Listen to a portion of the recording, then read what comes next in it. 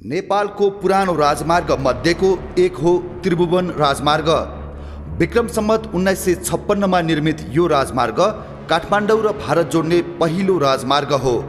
यो राजमार्गलाई नेपालीहरूले उपनाम दिएका छन् बाई रोड। रमणीय शिवालिक पर्वत श्रृङ्खलाको घुमाउ र उकाली र ओह्राली पार गर्नुपर्ने यो राजमार्ग अन्य राजमार्ग भन्दा पृथक छ। यो राजमार्गमा अन्य राजमार्गमा जसरी धेरै गाडीहरू गुड्दैनन् र रातमा मात्र होइन दिनमा समेत यो राजमार्ग एक्लास र शून्य लाग्दछ।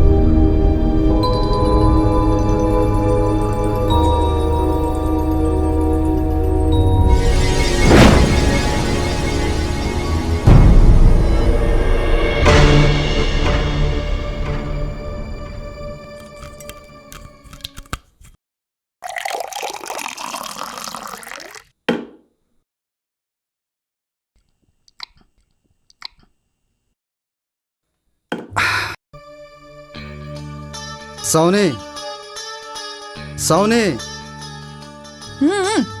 लु एक लास्ट क्वार्टर ल्याउ त।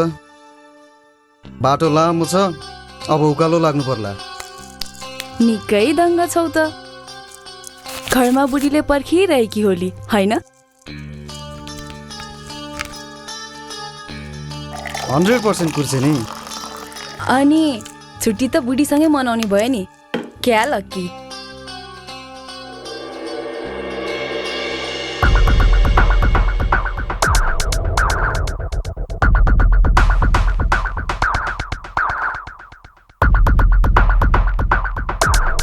दसैँको सामान ल्याउनु भनेकी थिए, आफू पनि यसपालि पनि खाली हात गइन्छ। जुत्ता खाइने भयो। अनि तिम्रो बुढा चाहिँ आयो? ल तपाईँलाई झनै थाहा नै छैन नि, मेरो बुढा पनि आजै आएको हो नि। झन् आज छिट्टै बोलाएको थियो, आफू भने जानै पाएको होइन। थुइक्क दाल नगर्ने भयो। ल ल मोज गर नानी, बुढालाई खुसी बनाएर पठाउनु। म चाहिँ हिँडेँ।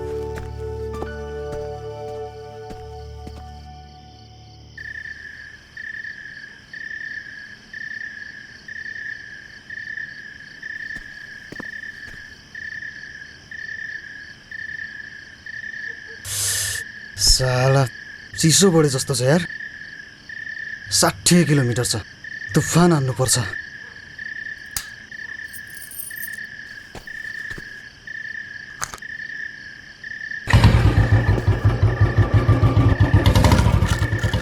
हाइ झन्नै लडेको।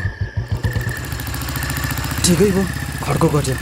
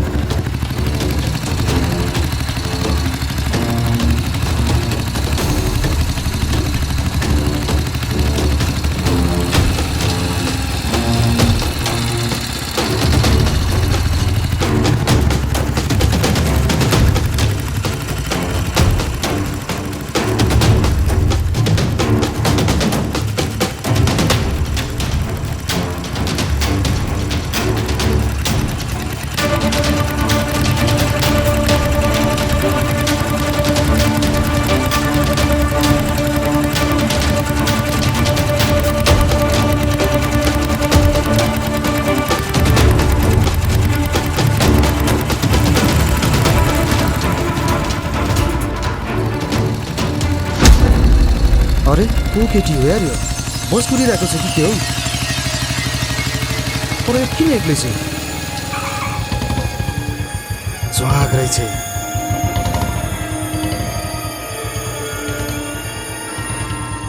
पक्कै हेटो राखियो। दसैँमा घर जान लागियो नि, गफ हान्दै जान पाइने भयो।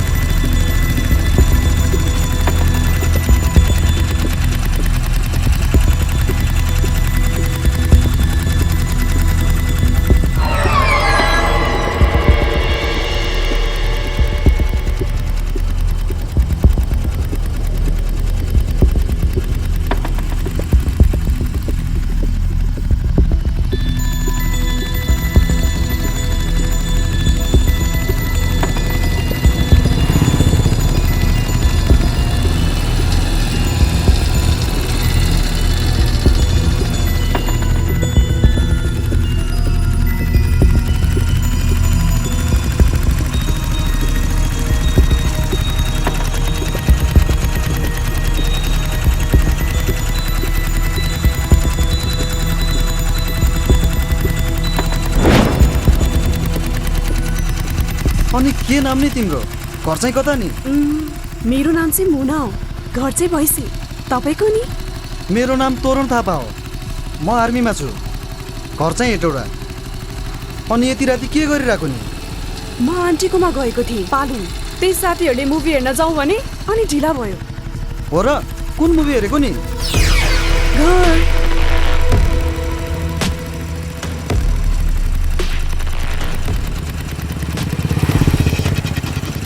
धन्न म आएछु। कस्ता कस्ता मान्छे आउँछन् यति बेला, अनि कोही फटाहरू आएर उठाएर लान्थ्यो अनि तिमीलाई। अनि के गर्थ्यौ? नियतिले हाम्रो भेट गराउन लेख्या रहेछ नि त।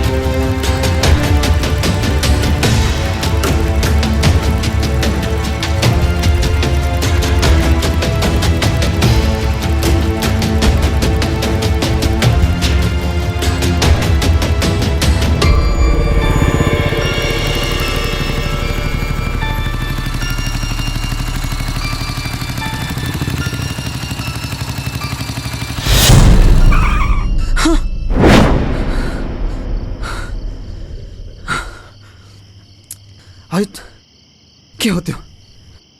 झन्नै लडेको यार। जनावर हो कि?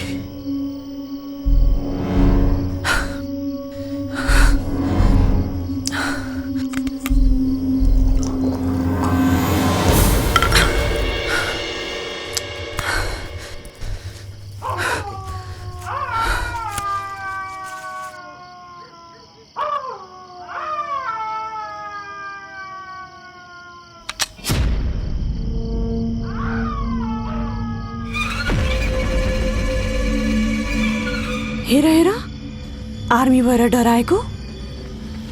यो जङ्गलमा धेरै थरीका जनावरहरू छन्, तर को, कहाँ, कतिखेर, कोसँग गएर ठोकिन्छ थाहा नै हुँदैन। यो सब कालचक्र हो।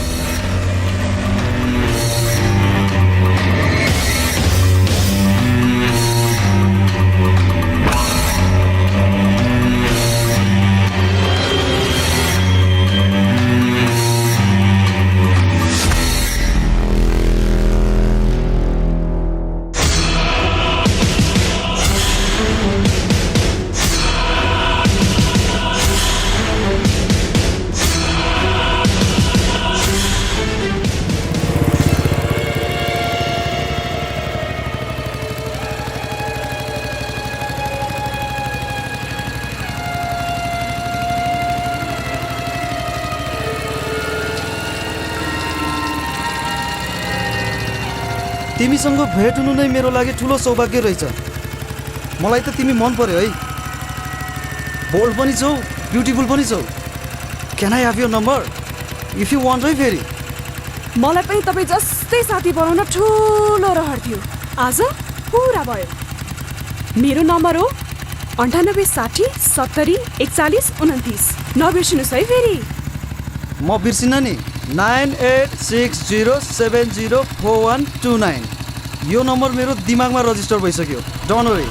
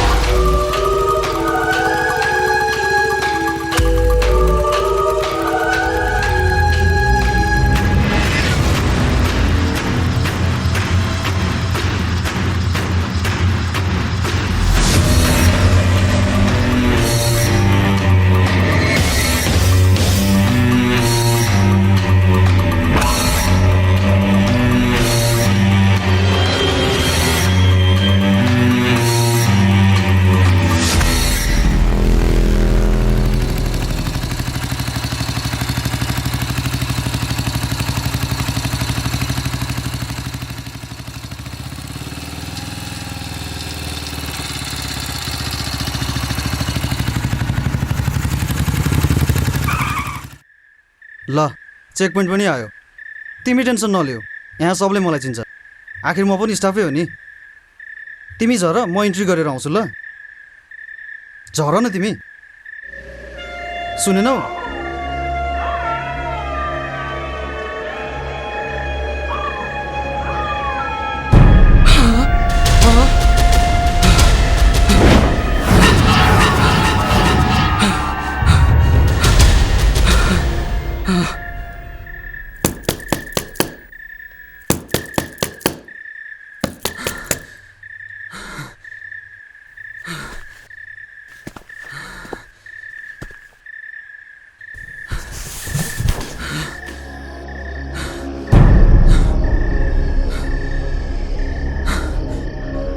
के हो भाइ? किन हात्तिएको? कहाँबाट आएको? को हो तिमी? हेर्नुहोस् न दाइ, त्यहाँ फालुङको पुलबाट एउटा केटीलाई लिफ्ट दिएको थिएँ। सँगै कुरा गर्दै आइरहेको थियो। अहिले आइपुग्दा बाइकमा छैन। हेर्नु न, कतै खस्यो कि के भयो? बर्बादै भयो दाइ। विचार गर्नु पर्दैन?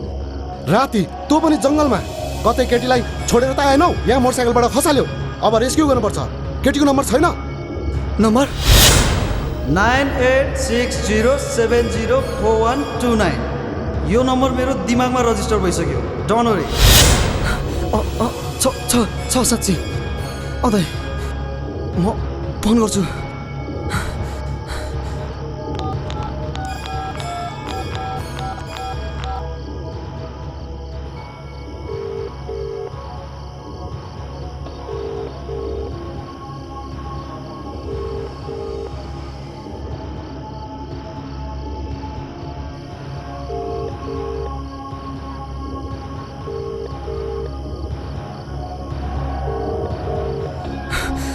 हेर्नु दाइ, फोन नै उठेन।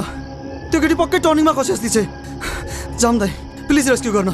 ल एकछिन बस्नुहोस्, म युनिटलाई बोलाएर ल्याउँछु। हस्।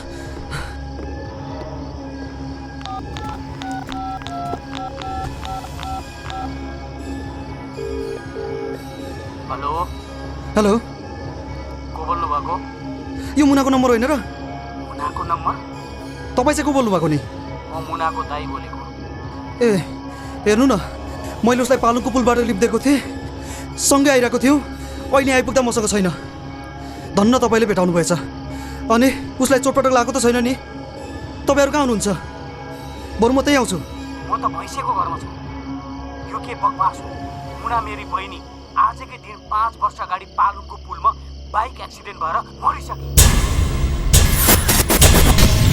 तपाईँले कसरी भेट्नुभयो मेरी बहिनीलाई? यो के अचम्म हो?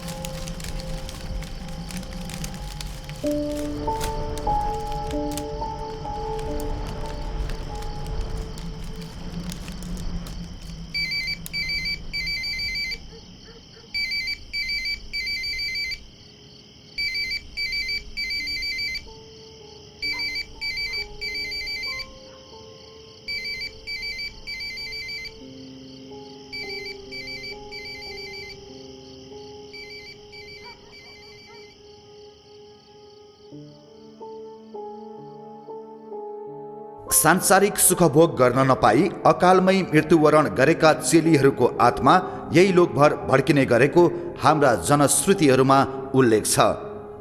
किचकन्या नामाकरण गरिएका यी मृत आत्माहरूको मानवसँग यदाकदा सम्पर्क हुने गरेका छन्। बुढापाका भन्छन् मुनाको आत्माले मृत्युवरण पछि उनको परिवारलाई आफ्नो आभास दिलाउन चाहन्थ्यो र उनको परिवारप्रतिको मायाको कारणले नै उनले तोरणलाई आफ्नो परिवारसँग सम्पर्क गर्ने माध्यम बनाइन्।